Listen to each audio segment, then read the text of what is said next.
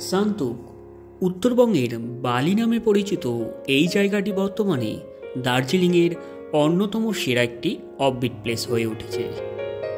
রিভারস্টোন adventure retreat হোমস্টের অন্যতম মূল আকর্ষণ সুইংিং বেড আর তার সাথে হার্ডশিপ।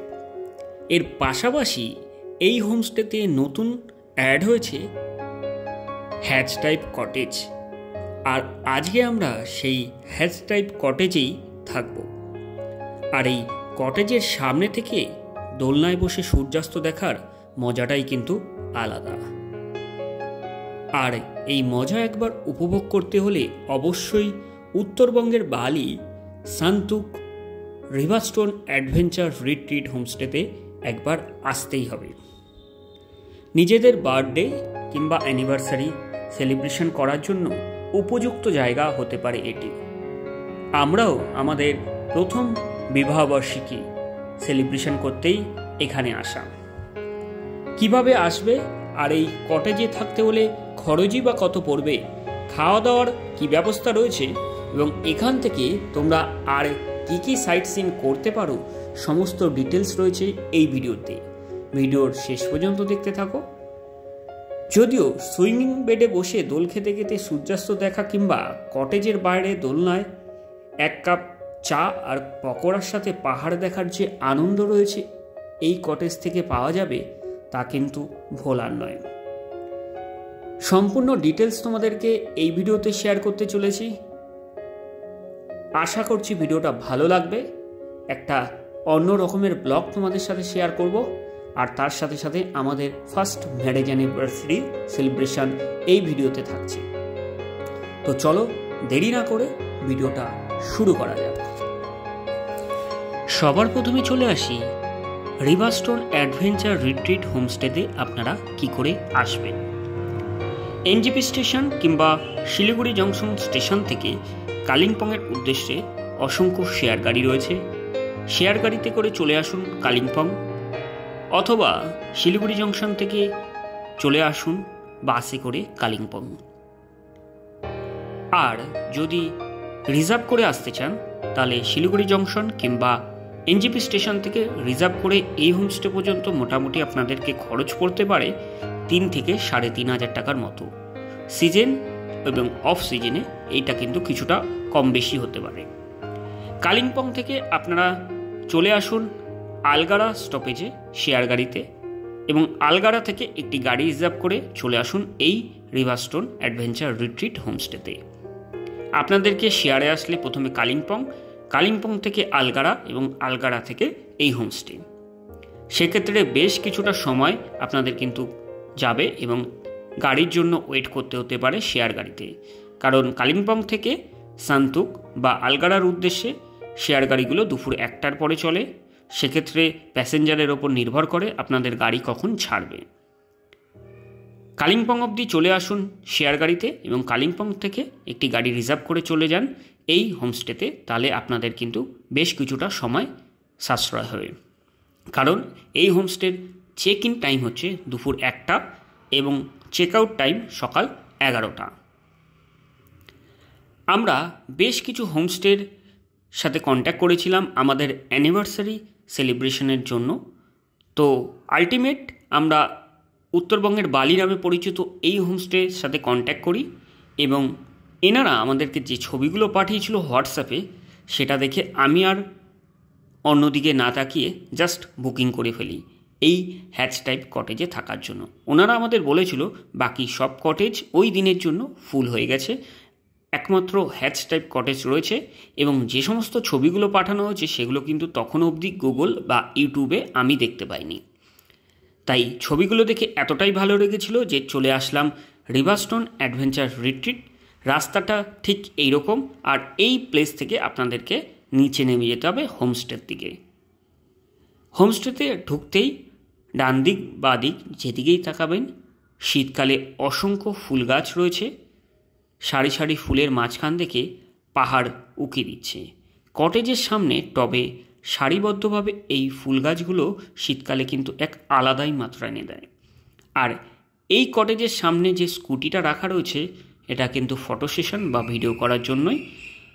আর সামনে এখানেও রয়েছে একটা ডবল টাইপ কটেজ, বাদিকে একটি রয়েছে কটেজ।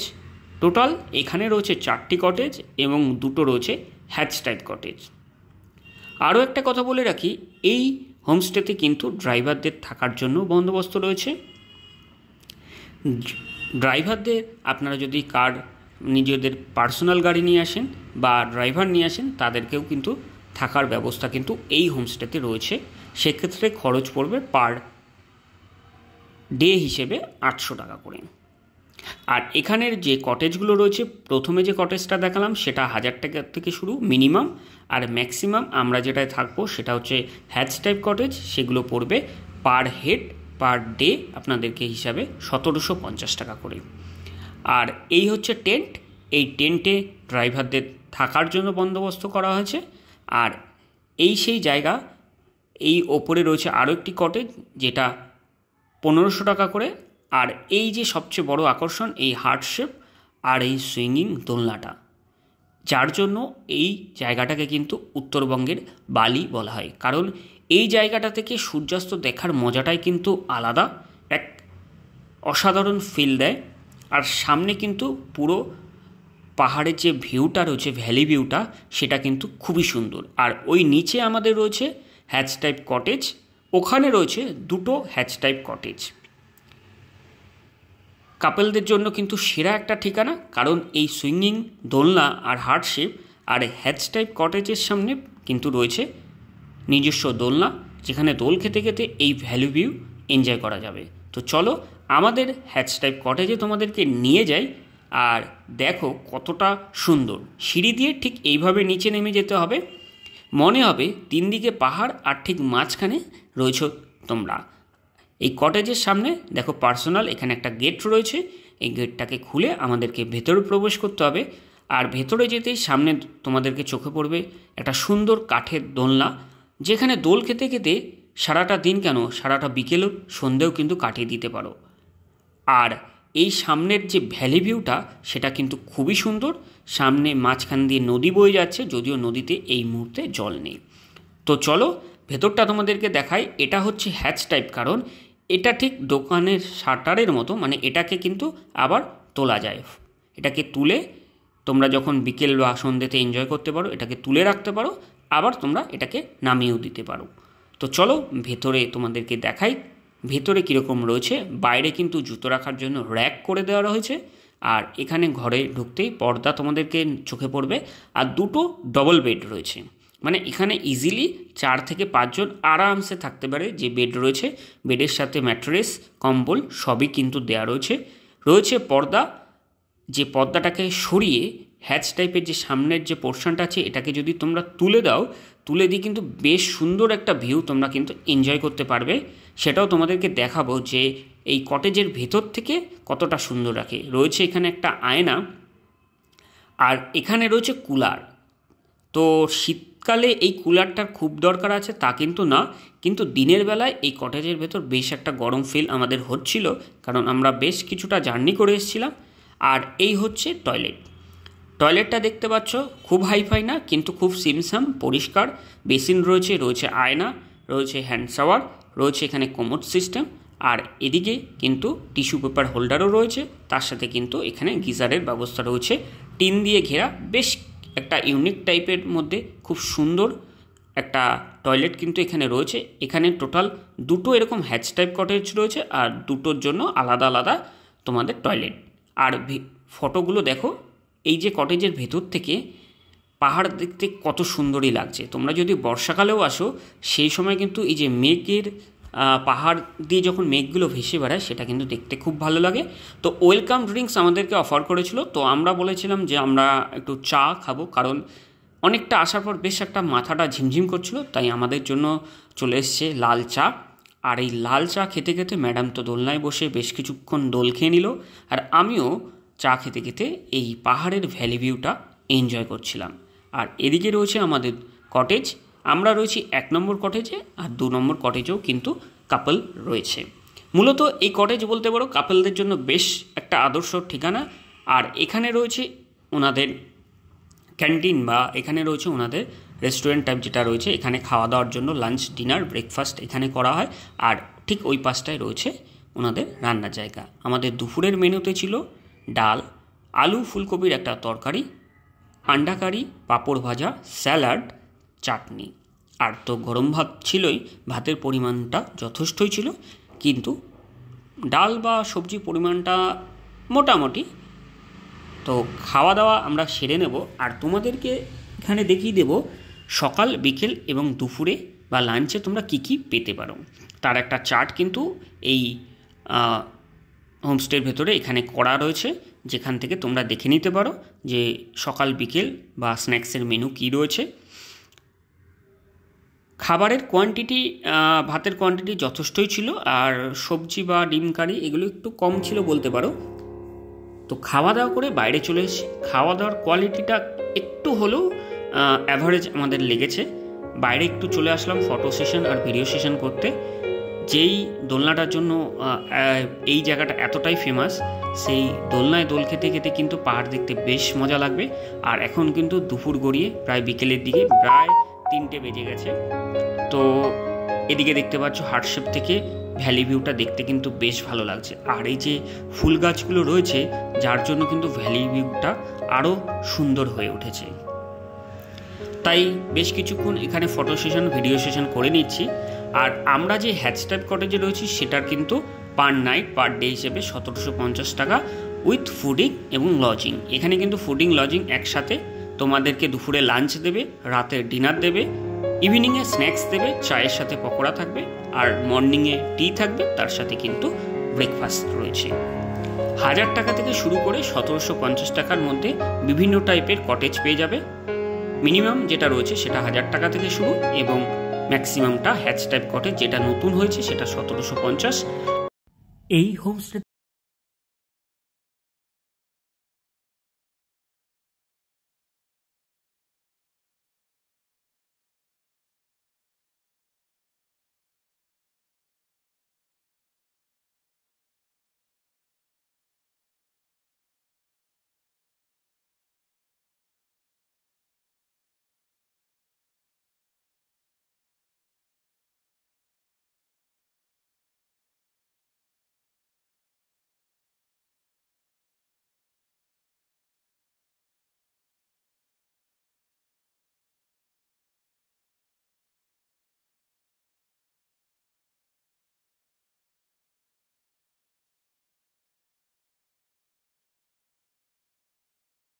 দোলনায় বসে দোল খেতে খেতে সূর্যাস্ত দেখছিলাম। দেখতে দেখতে সন্ধে নেমে এলো।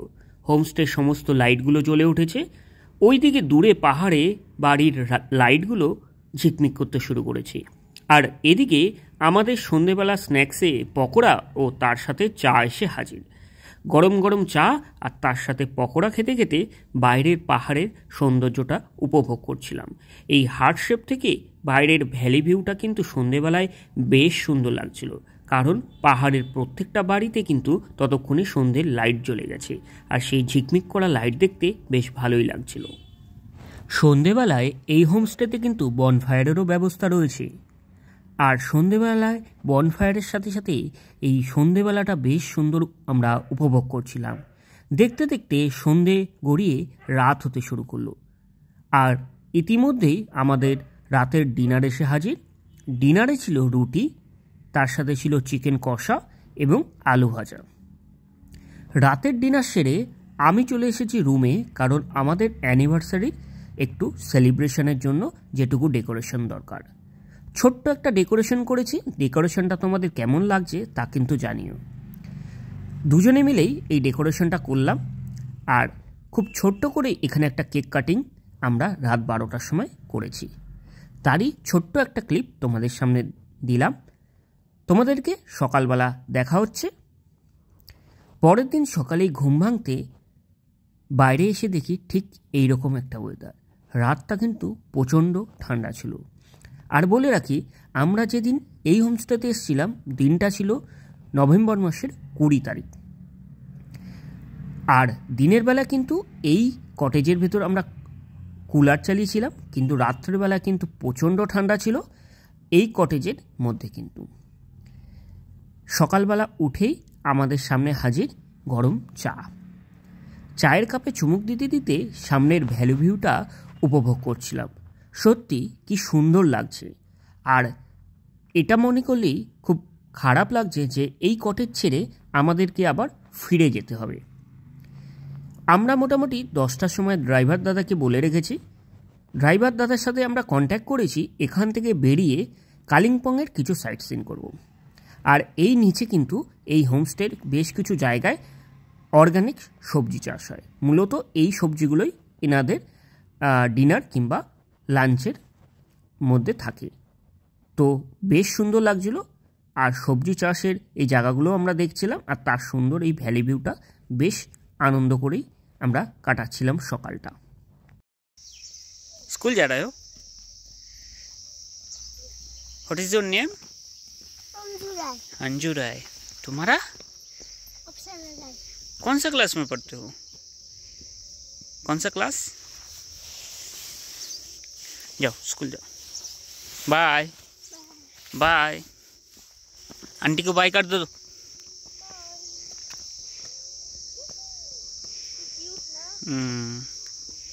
এই হোমস্টে থেকে ফিরে যাওয়ার আগে দুজনে মিলে আরও কিছুক্ষণ এই বেডে দোল খেতে লাগলাম। মনে হচ্ছে যেন এই জায়গাটাকে ছেড়ে যাওয়ার একদমই ইচ্ছা করছে না, কিন্তু ওই যে ফিরে যেতে হবে। মাত্র একদিনের জন্য বুকিং করেছিলাম।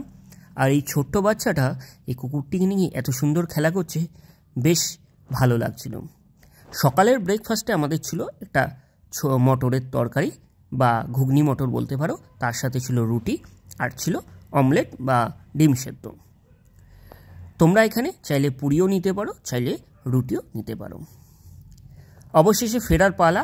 তবে এই হোমস্টেতে আসতে গেলে কিন্তু এই রাস্তা থেকে ছোট্ট একটা মাটির রাস্তা রয়েছে, সেখান থেকে যেতে হবে। এবার বলে রাখি, এই হোমস্টে থেকে আমরা বেরিয়ে আমরা কালিম্পংয়ের কিছু সাইট সিন করব। তার মধ্যে রয়েছে টেলো পার্ক, হনুমান টপ, আর একটা রয়েছে বুদ্ধা মন্দির।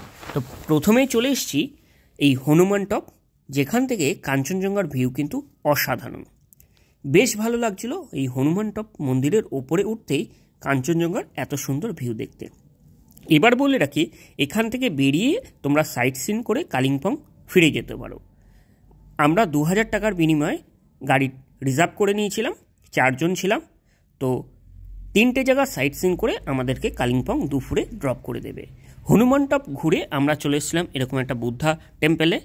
যথেষ্টই সুন্দর এই টেম্পলটা। আর এই টেম্পল থেকেও কিন্তু কাঞ্চনজঙ্ঘার বেশ ভালো ভিউ দেখা যায়। কালিম্পংয়ের প্রত্যেকটা জায়গার সাইট সিন থেকে কিন্তু বেশ তোমরা কিন্তু উপভোগ করবে কাঞ্চনজঙ্ঘার ভিউ, যদি নভেম্বর ডিসেম্বর মাসে আসো। ওয়েদার ক্লিয়ার থাকলে বেশ ভালো লাগবে, বেশ এনজয় করবে। আমরা কিন্তু দুটো জায়গায় বেশ ভালো লেগেছে। হনুমান টপ এবং বুদ্ধা টেম্পল ঘোরার পর আমাদের নেক্সট ডেস্টিনেশন হবে ডেলো পার্ক। আর এই ডেলো পার্ক থেকে কিন্তু তোমাদের প্যারাগ্লাইডিংয়েরও ব্যবস্থা রয়েছে এবং বেশ কিছু অ্যাক্টিভিটি এই ডেলো পার্কের মধ্যে রয়েছে। ডেলো পার্ক ঘুরতে মোটামুটি তোমাদের মিনিমাম 1 ঘন্টা লেগে যাবে যদি ডেলো পার্কটা পুরোপুরি সম্পূর্ণভাবে ঘোরো। যেহেতু আমাদের কাছে টাইম শর্ট ছিল, এই 3টে জায়গা সাইট সিন করে আমাদেরকে কালিম্পং ফিরে যেতে হবে মোটামুটি দুপুরের ভেতর, এবং কালিম্পং থেকে আমরা আবার শেয়ারে করে চলে যাব এনজিপি বা শিলিগুড়ি। তো ডেলো পার্কের ছোট্ট একটা ক্লিপ তোমাদের সাথে শেয়ার করেছি। ভিডিওটা কেমন লাগছে বন্ধুরা অবশ্যই জানাও। আশা করছি ভিডিওটা ভালো লেগেছে। আর ভিডিওটা যদি ভালো লেগে থাকে অবশ্যই কিন্তু লাইক, কমেন্ট, শেয়ার করতে ভুলো না। চ্যানেলে নতুন হলে চ্যানেলটাকে কিন্তু সাবস্ক্রাইব করে দিও। তো বন্ধুরা, সান্তুক এই নর্থ বেঙ্গলের অফবিট এই বালি নামে পরিচিত এই জায়গাটা তোমাদের কেমন লাগলো, আর এই হ্যাচ টাইপ কটেজে আমাদের যে রাত্রি যাপন সেই ভিডিওটা তোমাদের কেমন লাগলো অবশ্যই কিন্তু কমেন্ট করো। আর বাকি ডিটেলস হোটেল বুকিং থেকে শুরু করে সম্পূর্ণ ডিটেলস আমি ডেসক্রিপশন বক্সে দিয়ে দেবো। সেখান থেকে তোমরা হোটেল বুকিং এবং গাড়ি রিজার্ভ সমস্ত ডিটেলস পেয়ে যাবে। তোমরা কন্ট্যাক্ট করে চলে আসতে পারো। আশা করছি কোনো অসুবিধা হবে না। এরপরে কোনো যদি কোয়ারি অবশ্যই থেকে থাকে তাহলে কিন্তু অবশ্যই কমেন্ট বক্সে কমেন্ট করতে পারো। আমি অবশ্যই তোমাদের কমেন্টের রিপ্লাই দেবো। দেখা হচ্ছে আরও একটা নতুন ভিডিওতে।